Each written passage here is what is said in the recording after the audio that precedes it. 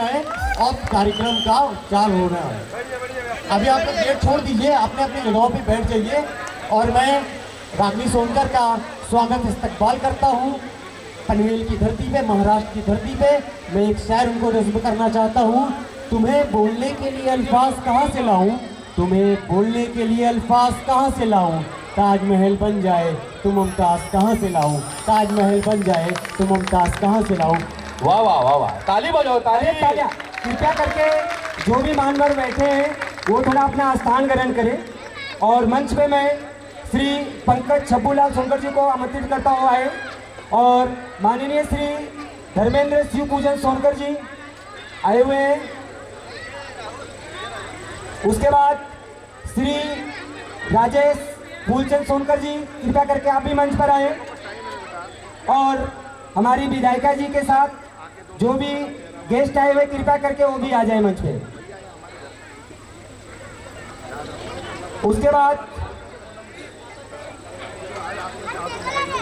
उसके बाद मैं निवेदन करता हूं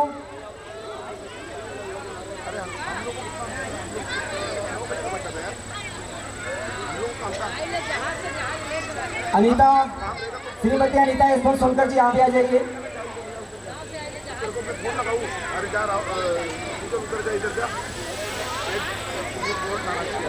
श्रीमती सोनल सुभाष सोनकर जी,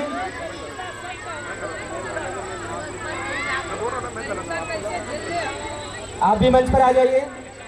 श्रीमती तारा सुनील सोनकर जी, कृपया करके आप भी आ जाइए मंच पर। श्रीमती बबीता ओमकार सोनकर जी,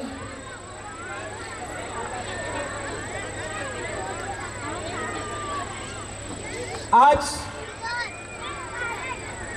श्रीमती रिंकू सोनकर जी आप भी आ जाइए।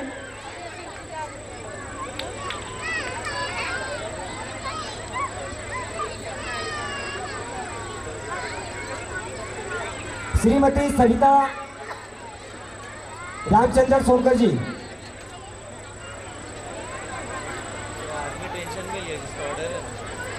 काजल रोहित सोनकर जी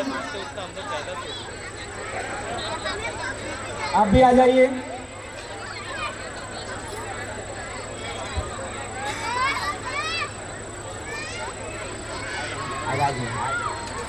श्रीमती ममता धर्मेंद्र सोनकर जी, डोंबिवली से जो आई हुई है, श्रीमती ममता धर्मेंद्र सोनकर जी, कृपया करके आप भी मंच पर आओ। काजल रोहित सोनकर जी आप भी आ जाइए। आज हमारे बीच महाराष्ट्र की धरती पर हमारी मुख्य अतिथि माननीय डॉक्टर रागनी सोनकर जी जो उपस्थित हुई हैं, पूरे सोनकर समाज संस्था मुंबई की तरफ से तहे दिल से उनका स्वागत किया जाता है, अभिनंदन किया जाता है कि इतने बिजी शेड्यूल होने के बाद भी उन्होंने समाज के लिए इस इतने जौनपुर से यहाँ तक पहुंची। एक बार खड़े होकर आप सभी से निवेदन है, जोरदार तालियों के से उनका स्वागत करें, उनका अभिवादन करें, क्योंकि ये विधायक के साथ साथ में सोनकर समाज की बेटी है। ये एक डॉक्टर है, MBBS डॉक्टर, जो कि दिल्ली के एम्स जैसे हॉस्पिटल में कार्यरत थी, लेकिन फिर भी उन्होंने समाज सेवा के लिए राजनीति का क्षेत्र इसलिए चुना क्योंकि आज भी लोगों के मन में, दिल में यह है कि बेटियां कुछ नहीं कर सकती। वो एक समाज की बेटी है जो पूरे उत्तर प्रदेश, पूरे विधानसभा की परचम सोनकर समाज के लहरा के रखी है। आपकी तालियों की गड़गड़ाहट से उनका स्वागत कीजिए, जिन्होंने पूरे सिर्फ उत्तर प्रदेश में नहीं, पूरे हिंदुस्तान में माननीय डॉक्टर रागनी सोनकर जी का परचम लहरा रहा है। जहां पर सिर्फ एक विधायिका नहीं, एक सोनकर की बेटी जा रही है। जितनी उनकी तारीफ की जाए उतनी कम है, सिर्फ इसलिए कि आज भी जिनके दिल में ये बातें हैं कि एक बेटी कुछ नहीं कर सकती, वो बेटी ने सब कुछ करके दिखाया है। आज अच्छे से अच्छे मंत्रियों नेताओं के सोचने पे मजबूर कर दिया है। उनके प्रश्न का उत्तर कैसे दिया जाए, ऐसे ऐसे प्रश्न आज विपक्ष में रहते हुए वो रखती हैं, जिसका उत्तर ढूंढने के लिए पक्ष वालों को, भैया हम किसी पक्ष की बात नहीं कर रहे हैं, वो किस पक्ष से उसका भी बात नहीं करना, सिर्फ बात हो रही है एक सोनकर समाज के बेटी की। आपका माननीय विधायिका जी, तहे दिल से स्वागत है इस महाराष्ट्र की पनवेल के भूमि पर सोनकर समाज संस्था मुंबई के बैनर तले जो प्रोग्राम रखा गया, आपने अपना बहुमूल्य समय निकालकर यहाँ पे आए, पूरे समाज की तरफ से तहे दिल से आपका स्वागत है।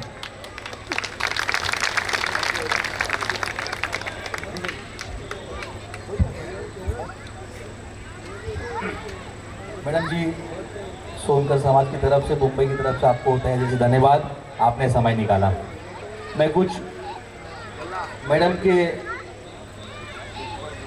परिचय देना चाहता हूँ। आदरणीय अतिथिगण, मेरे प्यारे भाइयों बहनों, आप सभी को सादर नमस्कार।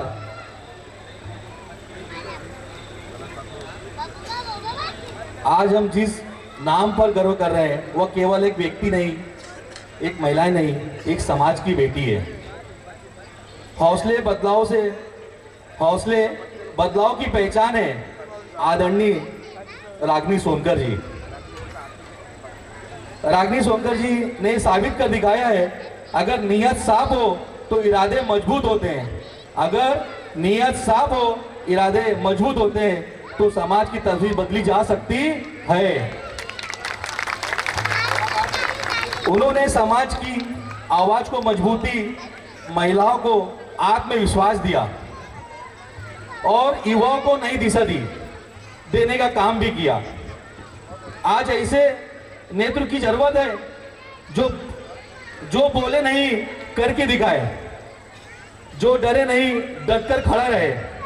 रागिनी सोनकर जी हम सबके लिए प्रेरणा है और उनका संघर्ष आने वाली पीढ़ी के लिए मार्गदर्शन है। आइए हम सब मिलकर संकल्प लें, एकता, शिक्षा और सम्मान के साथ सोनकर समाज को आगे बढ़ाएं। धन्यवाद। जय सोनकर समाज, जय भारत, भारत माता की जय। रागिनी सोनकर जी की मैं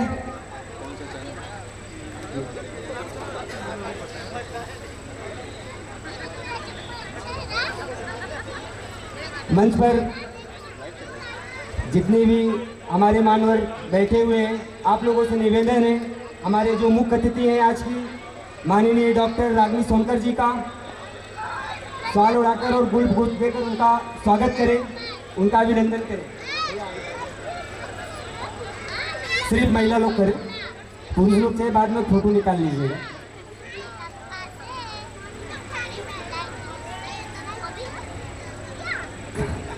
सब लोग आ जाएंगे, सी ग्रुप में आ जाओगे, सब लोग आ जाएंगे।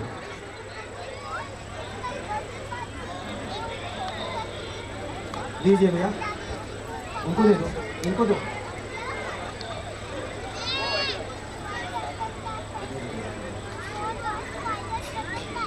साइडों ने बोले बनारसी भैया,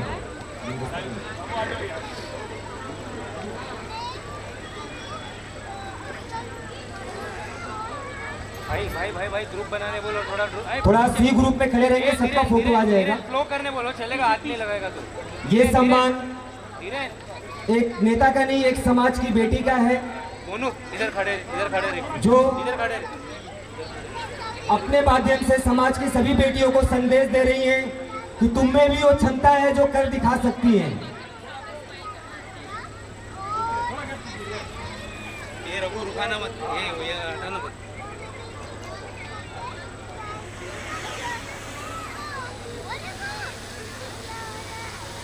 बहुत बहुत धन्यवाद आप सभी का।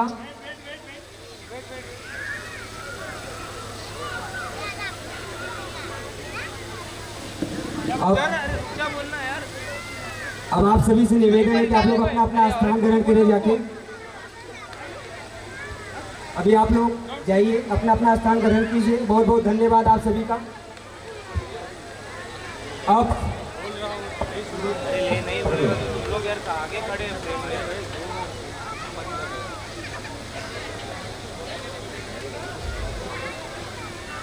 अभी भाई पीछे से लो ना, हो भाई। पुरुष मंडली भी थोड़ा खाली करेंगे तो अच्छा रहेगा, थोड़ा जगह खाली करेंगे तो। मैं आभार व्यक्त करना चाहूँगी। आज 26 जनवरी के दिन महाराष्ट्र मुंबई की धरती पे न्यू पनवेल में सोनकर समाज संस्था के द्वारा इस कार्यक्रम को आयोजित किया गया। इसमें मेरा नाम मुख्य अतिथि पे है, पहले मैं मुख्य वक्ता थी जो मेरी जानकारी में है। आदरणीय विद्यासागर सोनकर जी हमारे समाज के एक वरिष्ठ नेता, उनका आना था, किसी कारणवश वो नहीं आ पाए और मैं सुबह से बहुत सारे कार्यक्रम करके, क्योंकि आप सभी को पता है कि आज गणतंत्र दिवस है, तो सबसे पहले आप सभी को गणतंत्र दिवस की बहुत सारी शुभकामनाएं देती हूँ। संपूर्ण मेरा जो समाज और परिवार यहाँ पे एकत्रित है, आप सभी को सुबह से, क्योंकि आप सभी को पता है कि आज का दिन जो होता है जनप्रतिनिधियों के लिए जो है बड़ा ही महत्वपूर्ण होता है, चाहे वो स्वतंत्रता दिवस हो या फिर वो आपका गणतंत्र दिवस हो। थोड़ा सा ड्रोन और पीछे कर दीजिए तो बच्चे थोड़ा सा उसके साथ खेल लेंगे। तो मैं इस कार्यक्रम के जो हमारे भाई हैं ओंकार सोनकर जी, आपका आभार व्यक्त करना चाहूँगी कि आपने मुझे इसमें बतौर मुख्य अतिथि आमंत्रित किया। श्री गामा प्रसाद गोपीराम सोनकर जी, कैलाश बिहारी सोनकर जी, महेंद्र लोटन सोनकर जी, नरेश शिवनाथ सोनकर जी, श्री प्रताप मेवालाल सोनकर जी, श्री खोआलाल श्यामलाल सोनकर जी, श्री रतन राजाराम सोनकर जी, श्री रामचंद्र राजाराम सोनकर जी, श्री दिनेश सेवालाल सोनकर जी, श्री मुकेश रामनाथ सोनकर जी, श्री बबलू हृदय नारायण सोनकर जी, श्री भोलानाथ मूलचंद सोनकर जी, श्री लालजी दयाराम सोनकर जी, श्री बनारसी श्यामलाल सोनकर जी, श्री लक्ष्मण सागर सोनकर जी, श्री पंकज छब्बूलाल सोनकर जी, श्री विजय राम बाबू सोनकर जी, श्री दुर्गेश धर्मराज सोनकर जी, श्री किशन दयाराम सोनकर जी, श्री धर्मेंद्र शिव पूजन सोनकर जी, श्री यशवंत तेजबल सोनकर जी, श्री ओमकार फूलचंद सोनकर जी, श्री सुभाष दयाराम सोनकर जी, श्री सुनील गामा सोनकर जी, श्री रमाकांत हरिराम सोनकर जी, श्री संतोष मुनर सोनकर जी, श्री मनोज पन्नालाल सोनकर जी, श्री रोशन हरिशंकर सोनकर जी, श्री राहुल नकड़ू सोनकर जी, श्री साहेबलाल कुआलाल सोनकर जी, श्री अमित नरेंद्र सोनकर जी, श्री राहुल पारस सोनकर जी, श्री जितेंद्र लला सोनकर जी, श्री राज पलटू सोनकर जी, श्री शिव कुमार बल्ली सोनकर जी, श्री राहुल जिलाजीत सोनकर जी, श्री आकाश पप्पू सोनकर जी, श्री अखिलेश राम प्यारे सोनकर जी, श्री सुभाष काशी सोनकर जी और समस्त जो हमारा सोनकर परिवार, हमारी बेटियां, हमारी महिलाएं, हमारी माताएं, हमारी भाभी, हमारी बहनें, हमारे पिता तुल्य, हमारे युवा जाबाज भाई, आप सभी लोगों का मैं इस कार्यक्रम में स्वागत करती हूं। और मेरे विधानसभा से भी बहुत सारे लोग, अजगरा विधानसभा से, मछली शहर विधानसभा से यहाँ उपस्थित हैं। समाजवादी पार्टी से हमारे अध्यक्ष जी जो कि मजदूर सेवा के अध्यक्ष रामचरण यादव जी भी यहाँ उपस्थित हैं। मैं आपका भी स्वागत करती हूँ कि आप हमारे सामाजिक कार्यक्रम में यहाँ पे आए। खैर मैं यहाँ किसी नेता के रूप में नहीं आई हूँ, पिछली बार भी आई थी, इस बार भी आई हूँ। और इस कार्यक्रम में वही मैं बता रही थी कि सुबह से कार्यक्रम करते करते करते करते पूरी एनर्जी ड्रेन हो गई, लेकिन फिर भी दिमाग में था कि परिवार के बीच में जाना है, जल्दी करो जल्दी करो। पर अफसोस ये था कि फ्लाइट जो है वो 2.5 घंटे लेट हो गई, लेकिन आपके प्यार की और आपके हौसले की दाद देनी पड़ेगी कि मैंने भाषण जो है वो 10:10 पे शुरू किया है और इस समय भी सारे लोग अपनी कुर्सियों पे बैठे हुए हैं और किसी ने खाने की तरफ कोई नहीं गया। सब इंतजार कर रहे थे कि हमारी बेटी और बहन आएगी तो उससे मिल करके उसकी बात सुनने के बाद ही हम जाएंगे खाना खाने। तो एक बार जोरदार तालियों से हमारा जो सोनकर समाज है, हमारा जो संगठन है, हमारी जो ताकत है, हमारा जो परिवार है, उसका मैं कहूँगी कि आप सभी स्वागत करें। खैर विधानसभा की बातें तो आप सभी सुनते रहते हैं और मैं जब परिवार के कार्यक्रमों में आती हूँ तो पारिवारिक बातें करना चाहती हूँ। पिछली बार जब आई थी तो आप सभी को याद होगा कि अपना राजनीतिक सफर जो है आपसे साझा किया था मैंने, और इस बार आई हूँ तो बहुत सारे सोच विचार मंथन के साथ कि आपसे क्या मांगूंगी, इसको लेकर के यहाँ आई। अब मुझे पता है कि मेरा समाज मुझे कभी भी खाली हाथ तो नहीं जाने देगा, और वो भी महाराष्ट्र की धरती से तो बिल्कुल भी नहीं। महाराष्ट्र की धरती वो धरती है कि जहाँ पे जब हम छोटे छोटे थे और डीडी नेशनल चलता था और मेट्रो चैनल आता था, तो उस समय देखते थे कि चलो हीरो बनना है तो बम्बई चलते हैं। देखते थे कि नहीं देखते थे? हर किसी भी पिक्चर में, किसी भी एपिसोड में यही दिखाता था। तो मैं आप सभी को हीरो मानती हूँ कि हमारे समाज के हीरो हैं जो महाराष्ट्र की और बम्बई की धरती पर आकर के आपने अपना वर्चस्व कायम किया है। और जब एक सामाजिक कार्यक्रम होता है तो उसमें आप 10:10 पर भी अपनी कुर्सियों पर जम करके बैठे हुए हैं, तो आप मेरे लिए मेरे हीरो। प्रत्येक व्यक्ति जो यहाँ पे बैठा हुआ है, आप सभी लोग मेरे लिए, मेरे जीवन के, मेरा राजनीतिक सफर के और मैं कहूँगी कि मेरे जो स्ट्रगल हैं उनमें मेरे साथ खड़े होने के लिए हीरो के रूप में हैं। तो मैं आपका बहुत बहुत आभार व्यक्त करना चाहूँगी। अच्छा, कार्यक्रम को लेकर के बहुत सारी रूपरेखा आप सभी को पता है कि अभी कुछ दिन पहले बीएमसी का चुनाव था। तो बीएमसी के चुनाव में प्रचार करने के लिए आई थी समाजवादी पार्टी की तरफ से। मैं धन्यवाद करना चाहूँगी हमारे पार्टी के मुखिया का कि उन्होंने बतौर मुझे स्टार प्रचारक महाराष्ट्र की धरती पे भेजा और काफ़ी अच्छा प्रचार हुआ, काफ़ी लोगों से मुलाकात हुई, बहुत सम्मान और प्यार मिला। और उसी समय कार्यक्रम की रूपरेखा भी बन रही थी और इसीलिए मैंने कहा कि मुख्य अतिथि जो है हमारे सीनियर मेंबर थे, किसी कारणवश नहीं आ पाए, खैर वो अलग की बात है।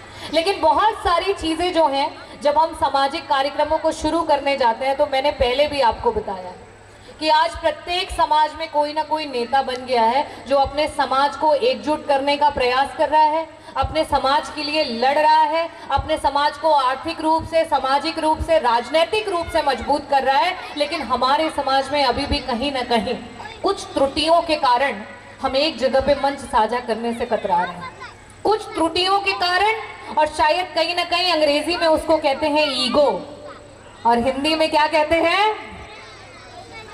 हिंदी में क्या कहते हैं? अहंकार कह रहे हैं। अब ये सही है कि नहीं मुझे नहीं पता, लेकिन कहते हैं जब अपनी कमियां पता रहती हैं तो उसे सुधारना भी आसान हो जाता है कि नहीं हो जाता है? अब मैं कोई नेता आई होती तो खूब अच्छा मीठा मीठा बोल के जाती, लेकिन अब जब बिटिया बहन आई है तो कंप्लेन करके तो जाएगी ही। तो मेरा ये कहने का मतलब है कि जब ये सामाजिक कार्यक्रम की बात हो रही थी तो मैंने कहा कि जिस समय मैं चुनाव प्रचार करने आई तो उस समय मैं गदगद हो जाती और खूब गर्व महसूस होता अगर खटीक समाज के भी कैंडिडेट यहाँ से चुनाव लड़ रहे होते और मैं बीएमसी चुनाव में खटीक समाज के जो हमारे क्या बनते हैं यहाँ नगर सेवक, उन्हें मैं जिता करके जाती तो मुझे बड़ा गर्व महसूस होता।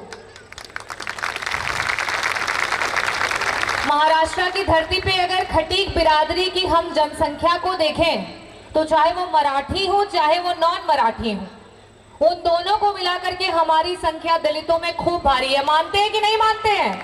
बहुत भारी है, लेकिन हिस्सेदारी जीरो। क्या कारण है इसका? कारण यह है कि भाई का सबसे बड़ा दुश्मन भाई है। एक तल्ला मकान अगर एक सोनकर का है तो दूसरे को कष्ट इस बात का नहीं कि मेरा मकान नहीं, उसका कष्ट यही है कि उसका मकान कैसे है। हमारे पास 2 चक्का गाड़ी है, हमें इस बात का कष्ट नहीं कि हमारे पास 2 चक्का है, दिक्कत यह है कि हमारे दूसरे के पास 4 चक्का कैसे है। तो जब तक ये चलेगा तब तक हमारे पास यही दिक्कतें आती रहेंगी। इन सामाजिक कार्यक्रमों को करने का मकसद, उद्देश्य सिर्फ यही है कि मैं तो सिर्फ इसी मकसद के साथ चली हूं कि अगर समाज का नाम लेकर के विधानसभा में गरज रही हूं तो वो समाज की बदौलत गरज रही हूं, क्योंकि मुझे पता है कि आप लोगों का सहयोग, आप लोगों का साथ है और एक खटीक का खून मेरे अंदर बह रहा है जो कि हमेशा उबाल खाता रहा। चाहे देश को आजाद कराना हो मुगलों से, चाहे देश को आजाद कराना हो अंग्रेजों से, हमारा खून उबला है, हम लड़े हैं, हमने कुर्बानियां दी हैं, तब जाकर के हमारा देश आजाद हुआ है। लेकिन ये हमारा दुर्भाग्य है कि जब आज हमारे बच्चे उन किताबों को पढ़ते हैं तो हमारे लोगों के नाम उसमें नहीं समझ पाते। आज जब बड़े बड़े मंचों से बातें होती हैं तो अपने समाज में जिन्होंने बलिदान दिए उनके नाम नहीं आते हैं। और आज भी बहुत सारे लोग हैं जिन्हें पद मिले, जिन्हें मौका मिला और आज वो मौके से दूर भी चले गए और मैं आपके बीच में एक पद पे आज हूँ, लेकिन इस बात का डर और खौफ है कि आज जो वर्तमान है इसका भी नाम कहीं भविष्य में ना लिखा जाए, और इस डर को मिटाने के लिए आपके बीच में आई हूँ कि हमारे नाम जिस तरीके से हम मेहनत कर रहे हैं, जिस तरीके से हम योगदान दे रहे हैं, जिस तरीके से हम हर लड़ाई को लड़ रहे हैं, लेकिन हमारा नाम कहाँ है?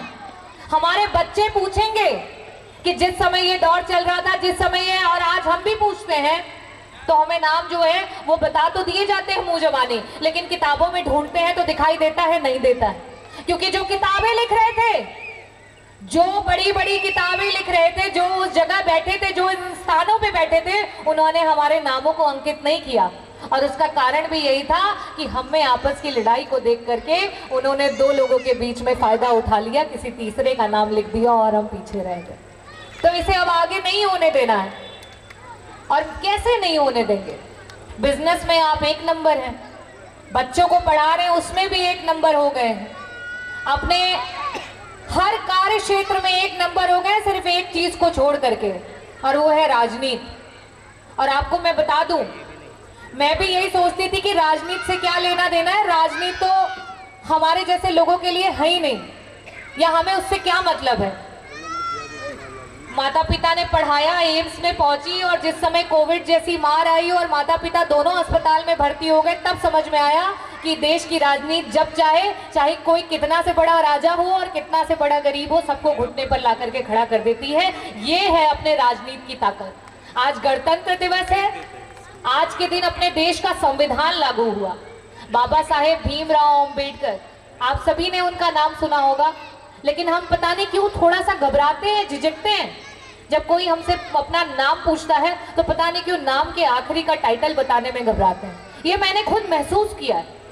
लेकिन मैं आपको यही बताना चाहती हूँ कि जब दूसरी जातियां अपने नाम को पूरा लेने से अपने आप को गौरवान्वित महसूस करती हैं, तो हमें किस बात की झिझक है? हमने तो अपना खून पसीना सब दिया है इस देश को आगे बढ़ाने के लिए, तो हमें किसका डर है? मैं आपको इसलिए बता रही हूँ क्योंकि आप जो करेंगे वो हमारे बच्चे करने वाले हैं। और हम क्या जिस तरीके से खुद डरे या झिझके, तो क्या चाहते हैं कि हमारे बच्चे भी उसी तरीके से झिझक करके आगे बढ़े? मैं तो बिल्कुल नहीं चाहती। और मैं तो यही चाहती हूँ कि अगर मेरा समाज एकजुट करने में मेरी राजनीति काम आती है, तब तो ये राजनीति रहे।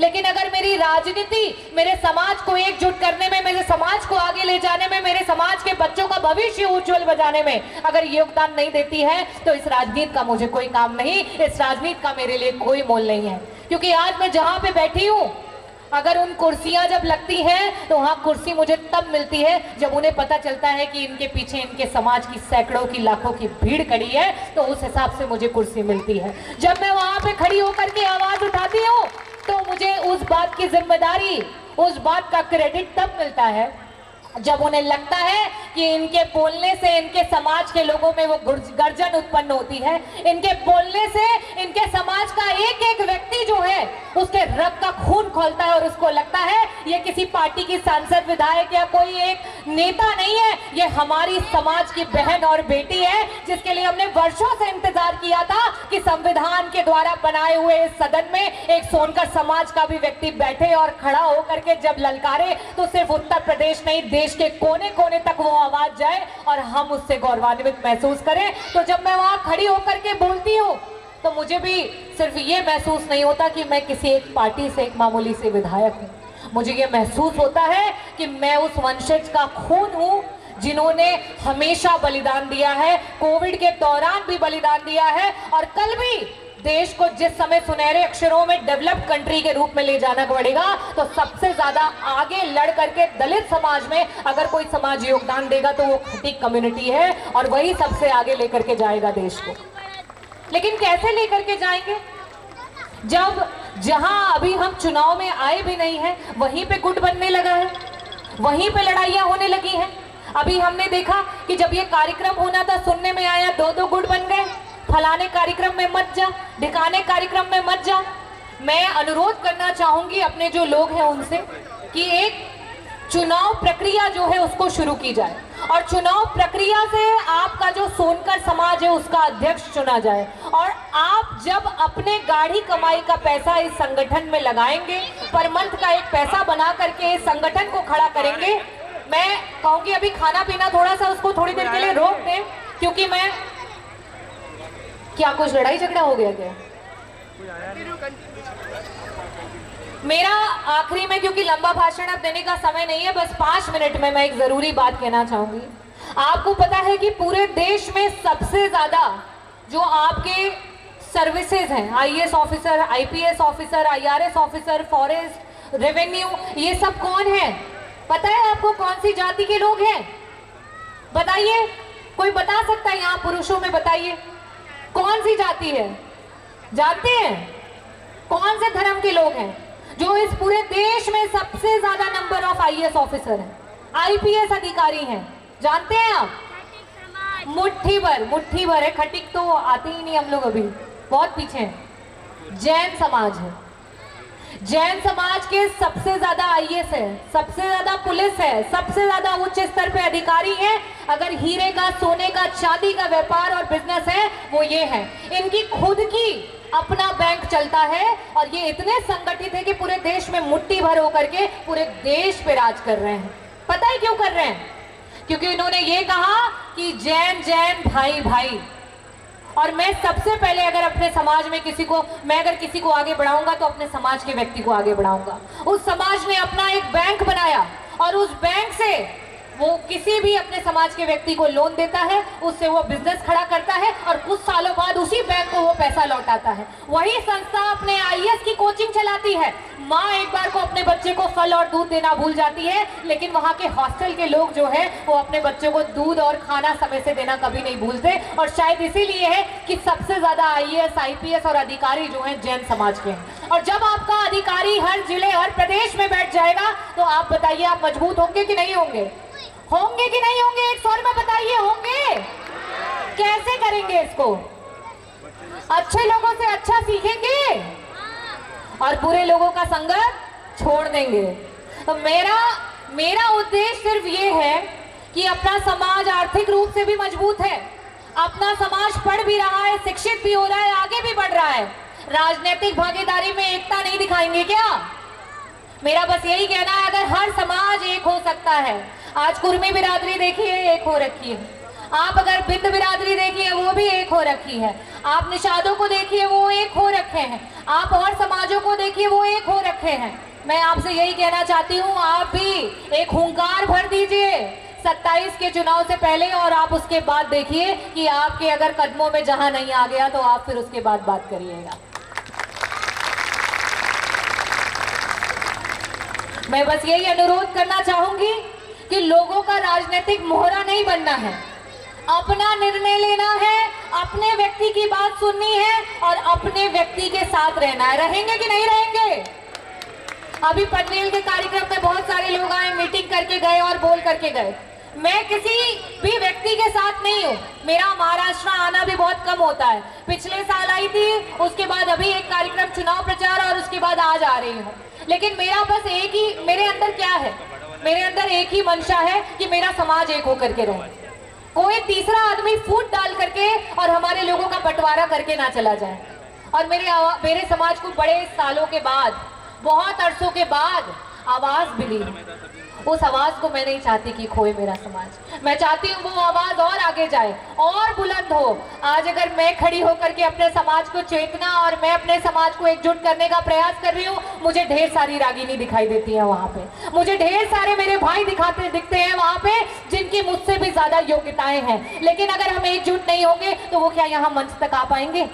क्या वो उस सदन तक पहुंच पाएंगे? क्या उस जिम्मेदारी को निभा पाएंगे? तो मेरा ये छोटा सा सपना है और यही आपके बीच में महाराष्ट्र की धरती पे मांगने करके आई हूँ। 26 जनवरी का दिन जो होता है काफी व्यस्ततम होता है। हम इस कार्यक्रम का दिन भी बदलने वाले हैं। हम दिसंबर के आखिरी, जो आपका आखिरी हफ्ता होता है, इसके संडे में इस कार्यक्रम को रखने वाले हैं। लेकिन मैं आपसे ये ही अनुरोध करके जाऊंगी कि जब इस बार दिसंबर में ये कार्यक्रम होगा तो ये भीड़ मुझे 10 गुना चाहिए। पूरे के पूरे बंबई में जहां जहां अपना समाज बसा होगा, प्रत्येक समाज एक जगह पर आकर के खड़ा हो जाएगा, क्योंकि वो किसी एक व्यक्ति के लिए नहीं आ रहा है, वो अपने समाज के लिए आ रहा है, अपने समाज की एकता के लिए आ रहा है, अपने समाज को एकजुट करने के लिए आ रहा है। तो आप आएंगे कि नहीं आएंगे ये बताइए? वादा करते हैं? इधर वाली पार्टी पे तो भरोसा है, लेकिन इधर वाली पार्टी पर जिम्मेदारी है। ये तो बेचारी आ जाएंगी पर यहाँ बैठे एक एक व्यक्ति को 50-50 की जिम्मेदारी लेनी पड़ेगी कि जो अपना व्यक्ति पीछे छूट गया है, जो व्यक्ति अपना बिजनेस में पीछे छूट गया है, जो व्यक्ति संसाधनों में पीछे छूट गया है, जो व्यक्ति शिक्षा में पीछे छूट गया है, उसको भी लेकर के आना है। लाएंगे कि नहीं लाएंगे? वादा करिए, हाथ उठा करके बताइए, लाएंगे कि नहीं लाएंगे? लाएंगे। और आप लोग के पास भी टिपे टिपे मोबाइल आजकल खूब, हाँ, कलर मोबाइल हो गया है। आप भी अपने सारे जितने अपने महाराष्ट्र में, जितने अपने बंबई में लोग हैं, मैं चाहूंगी कि जब डेट जो है, आखिरी जो हफ्ता है उसका संडे दिसंबर का, उस दिन अपना एक सामाजिक कार्यक्रम हम फिक्स करने जा रहे हैं। और उससे पहले हम प्रयास करेंगे कि अप्रैल में आपके अध्यक्ष का चुनाव हो जाए। तो चुनाव में भागीदारी लेंगे कि नहीं लेंगे? लेंगे। अध्यक्ष संसदा का चुनेंगे और ये पहली पहल होगी आपकी, जब आप चुन करके अपना, मैं किसी की काबिलियत पे कोई शक नहीं कर रही हूँ, लेकिन आपका विश्वास संस्था पे बना रहे और लोग आपके आपस में फूट न डाल पाए, क्योंकि कल आपको जवाब देना तो आप कहेंगे तो इसे तो मैंने बनाई, या संस्था मैंने बनाई, और ये संस्था हमारे से चल रही है, हम संस्था से नहीं चल रहे। और साथ ही साथ आपको मैं ये बता दूं कि क्या कार्यक्रम किसी एक अध्यक्ष के बल पे चलेगा? समाज किसी एक व्यक्ति के बल पे चलेगा? समाज सामाजिक संगठन से चलेगा। और किसी भी कार्यक्रम को करने के लिए आर्थिक सहायता चाहिए कि नहीं चाहिए? अरे चुनाव लड़ने के लिए भी आर्थिक सहायता चाहिए, मंत्री बनने के लिए भी आर्थिक सहायता चाहिए। तो जब हमें चाहिए कि हमारा नेता अगर फोन करे, तो हमारा कोई व्यक्ति अगर थाने पे खड़ा है तो एक फोन पे हमारे व्यक्ति की मदद हो जाए। हम चाहते हैं कि नहीं चाहते हैं? चाहते हैं कि नहीं चाहते हैं? हमारा व्यक्ति का कहीं कोई गाड़ी फंस जाए तो वो आरटीओ को फोन करे तो एक बार में एक फोन पे हमारी गाड़ी छूट जाए। चाहते हैं कि नहीं चाहते हैं? चाहते हैं। हमारा कोई व्यक्ति अगर कहीं गलत वसूली कोई कर रहा हो, कोई अगर उससे 1 रुपया मांग रहा हो, तो हमारे नेता का फोन चला जाए और सामने वाला अधिकारी कांपने लगे। हम चाहते हैं कि नहीं चाहते हैं? चाहते हैं। तो जब हम चाहते हैं, और दूसरी बात, बिजनेस में भी आगे बढ़ने के लिए जो ऊपर से ठेके पट्टे टेंडर आते हैं, आज कितने मिल रहे हैं हमें? कुछ नहीं। और आर्थिक मजबूती रहेगी तभी तो सामाजिक मजबूती आएगी। कैसे बनाएंगे डॉक्टर, इंजीनियर, कलेक्टर? जब पॉकेट में पैसा आएगा तब तो पढ़ाएंगे। और कैसे आएगा ये? जब राजनीतिक ऊपर से हिस्सेदारी आएगी तभी तो कलम चलेगा कि अरे हमारे भी लोग बैठे हैं, हमारे भी लोगों को हिस्सा दीजिए। लेकिन जब ऊपर कोई पहुंचेगा ही नहीं तो बोलेगा कौन? बोलेगा कोई है ही नहीं। तो मेरा बस यही कहना है कि लोग आपस में लड़ा लड़ा करके नेता बन जा रहे हैं, लेकिन समाज का किसी को नेतृत्व नहीं करने दे रहे। तो अब अवसर है, अब मौका है। मैं अब ये महाराष्ट्र के कार्यक्रम के बाद जौनपुर, सैदपुर, अलीगढ़ और साथ में आपका जो है झांसी, प्रत्येक जगह में मैं कार्यक्रम करने जा रही हूँ। लेकिन मैं आपसे एक ही चीज कहना चाहती हूँ कि दिसंबर का कार्यक्रम जो होगा वो बहुत बड़ा कार्यक्रम होना चाहिए, और क्योंकि वो यहाँ से हुंकार भरेगा और उत्तर प्रदेश के 2027 के चुनाव का संदेश देगा। तो तैयार रहिएगा आप सभी लोग, अभी से कमर कस के तैयार रहिएगा। वैसे तो ज्यादातर हमारे जिले की है। जिले की है, हाथ उठाइए, कौन कौन हमारे जिले का है? जिले की है, बताइए। तो यहाँ तो आप सभी लोग जो है इतनी रात में, बताइए, बिना खाना पीना खाए।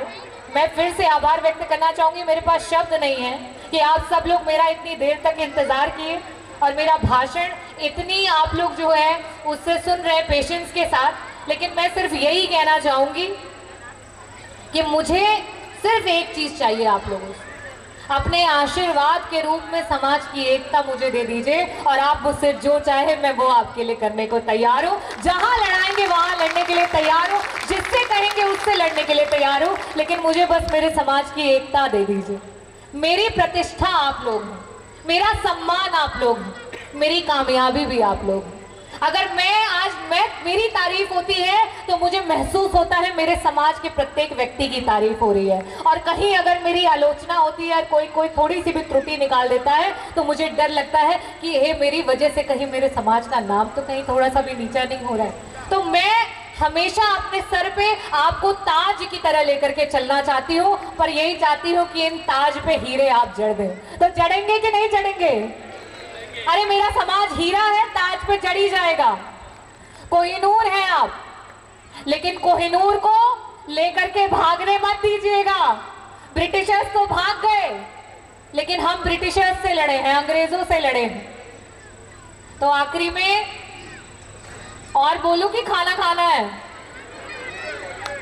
बोले खाना तो नहीं खाना है, भूख तो नहीं लगी है? नहीं, हमें मन में ऐसे लग रहा था कहीं ऐसा ना हो कि हम बोलते जा रहे हैं, क्योंकि हम भाव भाव में बह जाते हैं जब हम आप लोगों के बीच में आते हैं। तो इतनी सारी बातों के बाद मैं आपसे सिर्फ यही अनुरोध करूंगी कि अपने समाज का एक ऐसा संगठन हो, आर्थिक रूप से एक ऐसी मजबूती हो, देश का कोई प्रदेश नहीं है, चाहे वो राजस्थान हो, चाहे वो बिहार हो, चाहे मध्य प्रदेश हो, चाहे तेलंगाना हो, चाहे उत्तर प्रदेश हो, चाहे दिल्ली हो, चाहे हरियाणा हो, आप कोई छोर से छोर चले जाइए, कोई ऐसी जगह नहीं है जहां पर आपकी बिरादरी खटिक बिरादरी नहीं है। और अगर हम एकजुट होकर के एक मंच पे एक समूची ताकत के रूप में आ जाएंगे तो मैं आपको बताती हूँ, आपसे बलशाली कोई नहीं होगा। अपने खुद के स्कूल होंगे, अपने खुद के अस्पताल होंगे, यहाँ तक कि मैंने अभी कुछ दिन पहले एक सोनकर समाज का व्यक्ति था, उसके लिए मैं बेड अरेंज कराती रही पीजीआई में, लेकिन उसके बच्चे ने दम तोड़ दिया। तो मुझे इतनी ग्लानि महसूस हुई, मुझे लगा कि अपना समाज बाकी समाज जैसा अगर एकजुट हो जाए, एक रूप हो जाए, सशक्त हो जाए, तो हम अपने खुद के एयर एम्बुलेंस बना लेंगे कि हमारा व्यक्ति देश के किसी भी कोने में बीमार हो तो हमारी एयर एम्बुलेंस उसको लिफ्ट करके समय से अस्पताल पहुंचा करके उसका जान बचाने का काम करेंगे। लेकिन कैसे होगा ये सब? इन सब के लिए सपना सिर्फ देखना नहीं है, सपने को पूरा करना है। जो आंखें बंद करके सोने से सपना देखते हैं वो सपना नहीं होता। असली सपना वो होता है जो आपको सोने ना दे, जो आपको बेचैन करके रखे कि कब तक इस सपने को हम पूरा नहीं कर देते तब तक हम सांस नहीं लेंगे। और हमारा सपना एक ही है, वो है खटिक समाज की एकता। क्या है हमारा सपना? खटिक समाज की, खटिक समाज की एकता। तो जब तक एकजुट नहीं होंगे, एक साथ नहीं होंगे, तब तक लोग इसी तरीके से आपका शोषण करते रहेंगे। मैं चाहती हूँ महाराष्ट्र की धरती पे अगर हमारी आबादी और जनसंख्या है, चाहे वो विधानसभा का चुनाव हो, चाहे वो बीएमसी का चुनाव हो, चाहे कैसा भी चुनाव हो, आने वाले समय में हमारी खटिक बिरादरी को वहाँ से प्रतिनिधित्व करने का मौका मिले, ये मेरा सपना है। पूरा करेंगे कि नहीं करेंगे? मैं अगली बार आऊं तो अपने समाज के लोगों का प्रचार करने के लिए चुनाव में आऊं, ये मौका देंगे कि नहीं देंगे? देंगे, वादा करते हैं। तो देख लीजिए, उसूलों पे आँच आए तो टकराना जरूरी है, उसूलों पे आँच आए तो टकराना जरूरी है, और अगर जिंदा हो तो जिंदा नजर आना जरूरी है। तो लड़िए अपने समाज के लिए, अपने समाज के संगठन के लिए, अपने समाज की एकता के लिए। और मैं तो हमेशा एक बहन और बेटी की तरह समाज को किस तरीके से आगे बढ़ाना है निष्ठापूर्वक काम करती रहूंगी। आप जहां कहेंगे, जैसे कहेंगे, आपके लिए हमेशा खड़ी रहूंगी। खटिक एकता जिंदाबाद। ठीक है, पता है खाना नहीं खाए हैं, लेकिन कम से कम कॉलेज तो हिल जाए। चलिए, महाराष्ट्र ना सही, बंबई एयरपोर्ट तक ना सही, कॉलेज तो हिला दीजिए। कम से कम लोगों को पता तो चल जाए कि खटिकों का कार्यक्रम था। तो भाषण अब हो गया, अब खाना खाएंगे। तो एक बार जोरदार आवाज में अपने समाज की एकता के लिए, हमारी महिलाएं, जाबाज महिलाओं के लिए, शेरनियों के लिए, हमारे शेर सपूतों के लिए एक बार जोरदार आवाज में खटिक समाज जिंदाबाद, खटिक एकता जिंदाबाद, खटिक का खून जिंदाबाद, हमारे पूर्वज जिंदाबाद, भारत माता की, भारत माता की। बहुत बहुत धन्यवाद। जय भीम, जय भारत, जय समाजवाद।